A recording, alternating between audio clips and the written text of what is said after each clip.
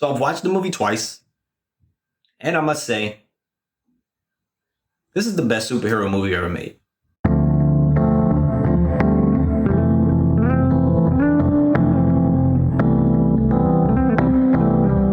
Hello, welcome to Just My Thoughts. I'm your host, Khaleel Ward. On this episode, I'll be talking about Spider-Man Across the Spider-Verse.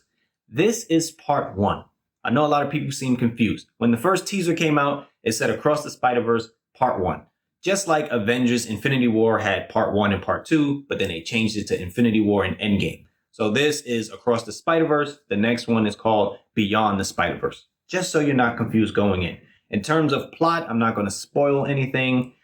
Spot is the villain. He's like a joke villain or villain of the day. He doesn't really understand how to use his powers. So he wants to get stronger so he can fight and destroy Spider-Man, but he also wants Spider-Man to respect him. So his powers allow him to travel the multiverse, which is very bad for the multiverse. The movie has an incredible cold open, I would say, where you see the beauty of the movie right off the bat, and I was just really enjoying it.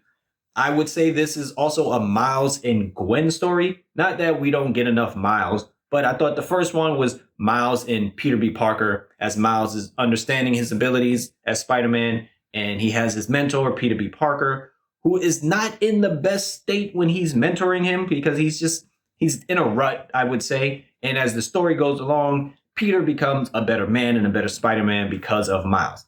In this one, Miles and Gwen they're just similar.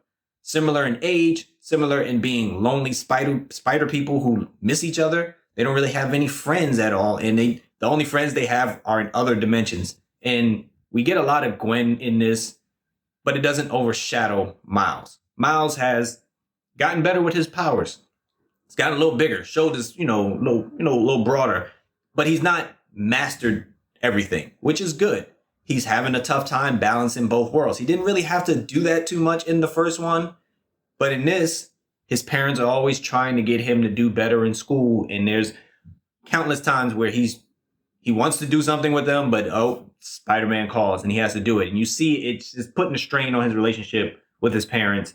He has conversations with both parents, but with his father, he's Spider-Man. And, he's having the conversation. But when he's Miles and he's talking to his mom, it's very emotional. Just the way she shows her appreciation for him, just letting him know, like, everybody's not going to accept you, when you go into these different places. And it's like for both lives, for Miles and for Spider-Man. And it was just really cool to see that he has those moments with his mom in this particular movie. We spend time in Gwen's world. We go to different worlds, unlike in the first one where we spent a lot of time with just Miles in his world and then other people came in and start glitching. We travel in this and it's fun because everything looks different, feels different. Gwen's world is very different from Miles's world. And it felt like the art was alive in her world. When you see the movie, just pay attention to the background when she's talking sometimes. It's just constantly moving or changing colors. And it feels like the art is changing with her mood. And it changes from scene to scene. Like she may be talking one way and it just feels the colors looks different. And then it just goes to another character and the colors feel different on that side. And it goes back to her and it's just a whole different type of atmosphere. It is just, I've never seen anything like that before. And then when we go somewhere else, it's completely different again. And all the spider people we come across, we don't spend too much time with all of these spider people. They have like the little comic panels where it might introduce different spider people. And there's a bunch of Easter eggs. And people are going to be like, oh my God, I can't believe it's that one. And if you don't know, that's fine as well. Because they don't go into much detail about all the different spider people. It's just cool seeing them. And it's a bunch of Peters and it's other spider people in there. And it's fun to see because they all look different. They act different and they move different, which is very important. And the spider people that we do spend time with, Spider-Man India and Spider-Punk, they're both equally cool in different ways. Spider-Man India is just like, being Spider-Man is easy. He's only been it for a few months, but he's a real cool character. Spider-Punk, his design is fantastic. He's always changing colors.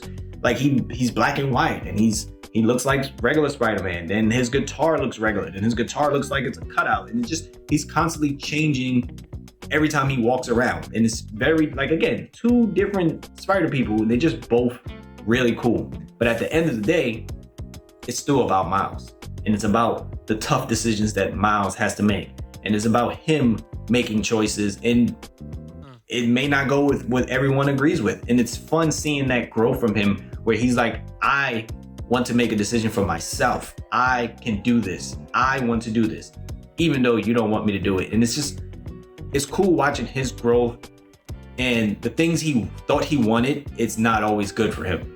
But again, it's just part one. I had a great time. I do think it's the best superhero movie. I saw it twice, IMAX, Dolby. I would say for sound quality, Dolby might be better because I could understand them a little bit more. I could hear things in the background and stuff a little bit better.